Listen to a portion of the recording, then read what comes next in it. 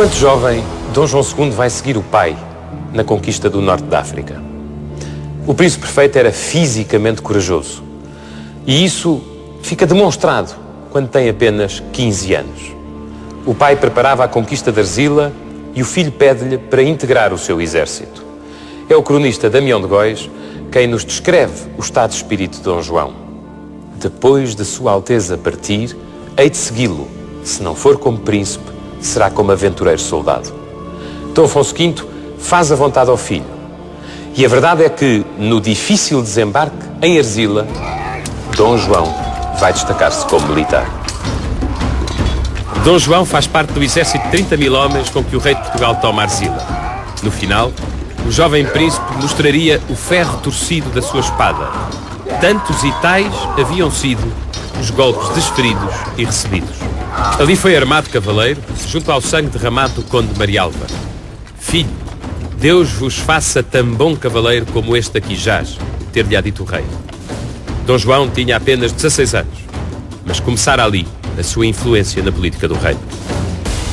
Anos mais tarde, na célebre Batalha de Toro, quando Afonso V fazia a guerra contra Castela, Dom João voltaria a revelar bravura e inteligência como general. O exército português tinha duas alas e o príncipe Dom João comandava uma delas. Venceu os isabelinos e recolheu, mas a ala esfiada por Afonso V foi destroçada. Nessa batalha, que passou à história com resultado incerto, Portugal, por não vencer, perdeu. Mas afiançou-se a certeza de que Dom João II, se preciso fosse, saberia impor a lei da força.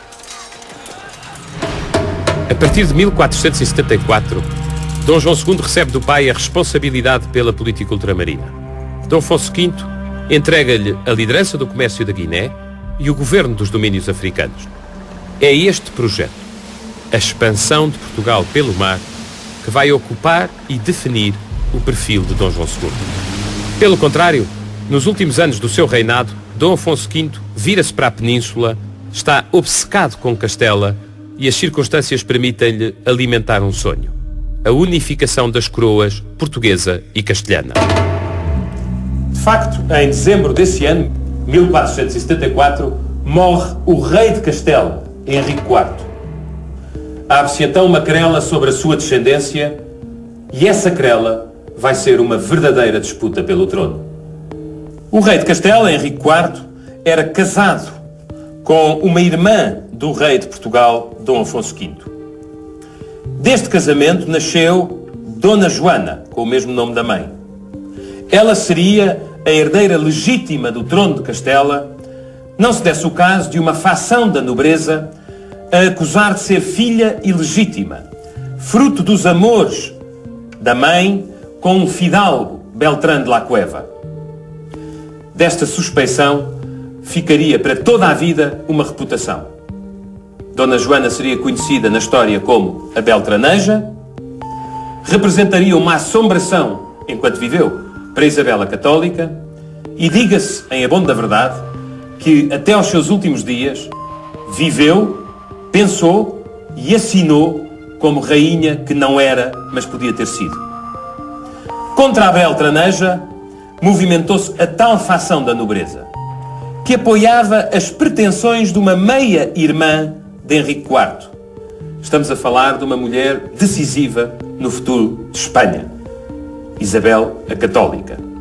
Ela vai casar com o rei de Aragão, Fernando, e proclamar-se rainha de Castela. Em princípio, esta questão não era necessariamente portuguesa. Mas antes de morrer, Henrique IV pede a Afonso V para apoiar as pretensões ao trono da sua sobrinha, Joana a Beltraneja. A nobreza estava dividida, lá e cá. Reunido o Conselho Real em Estremoz, Dom Afonso decide, com o apoio do seu filho, mostrar-se reivindicativo e firme em relação ao trono de Castela. Aceita uma sugestão dos seus partidários em Castela e casa com Dona Joana.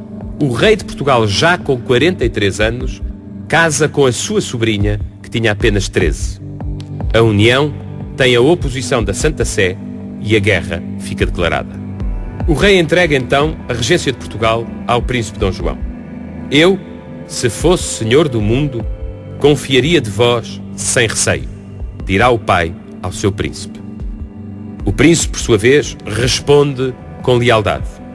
Obrigado sou a vos manter estes reinos, e vou-los entregar pacificamente cada vez que a eles tornardes. E se eu o contrário fizer, rogo a todos que me desobedeçam. Enquanto regente, Dom João II estabeleceu 4 prioridades. A primeira foi equilibrar, como podia, a fazenda do reino, que estava arruinada pelas despesas da guerra e pela ausência de receita nas terras da nobreza. A segunda foi administrar a justiça, mostrando uma certa simpatia pelas queixas populares em relação ao abuso do poder senhorial. A terceira foi garantir que as manobras de diversão do exército castelhano em Portugal não eram bem-sucedidas. E, por fim, ele teve que disciplinar o comércio da Guiné.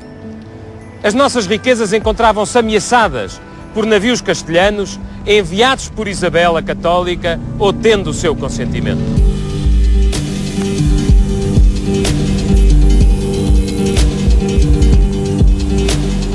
Em 2 momentos da sua regência, Dom João II vai dar provas de que sabe exercer a autoridade e de que sabe utilizar a astúcia. Prova da autoridade. Em face dos navios castelhanos que pilhavam o ouro da Guiné, o príncipe prefeito, em nome da soberania de Portugal, dá ordem de prisão aos respectivos capitães. A situação acalma e a Rainha Católica tem de recuar. Prova de astúcia é aquela que nos revela no episódio do cerco à cidade de Évora. Conta Garcia de Rezende que cerca de 2.000 castelhanos se preparavam para tomar Évora. O príncipe prefeito não tinha exército para os enfrentar. A maioria dos meios militares portugueses estava em Castela, ao serviço do seu pai. Lembra-se então de um estratagema. Manda avançar os seus cavaleiros, todos os seus cavaleiros, cerca de 300, e pede-lhes para galoparem frequentemente, repetidamente, de um lado para o outro, junto ao acampamento militar castelhano. Assim, pareciam 10 vezes mais. A verdade é que o plano resulta, os castelhanos retiram e Évora ficou a salvo. Este aspecto é importante. Um século e tal mais tarde, o cardeal Mazarino escreveria uma sugestiva definição do que era a política da época. A arte de simular e dissimular. Dom João II, perante as potências estrangeiras, simulou sempre grandeza, mesmo quando estava em dificuldades. E foi capaz de dissimular as suas fraquezas, como vimos, por exemplo, no episódio do cerco de Évora. Há quem diga, creio que com acerto, que Dom João II foi o primeiro monarca a utilizar, planeada e sistematicamente, o que hoje chamamos serviços de informação. Na verdade, o príncipe perfeito, perante as potências estrangeiras, mas também em face das conjuras contra o seu trono, foi sempre capaz de saber o que o inimigo faria sem que o inimigo soubesse que ele sabia. Voltemos às desventuras do rei de Portugal em Castela. A guerra não estava a correr bem e Afonso V, num movimento mal medido, parte para a França, esperando obter o apoio de Luís XI às suas pretensões. Mas o rei francês, dir-se-ia em português contemporâneo, chuta para canto. É certo que recebe Afonso V com grandeza, mas condiciona o apoio que verdadeiramente não quer dar. Dom Afonso V fica destroçado e novamente toma uma decisão inesperada: partir quase só para Jerusalém a pensar numa vida religiosa.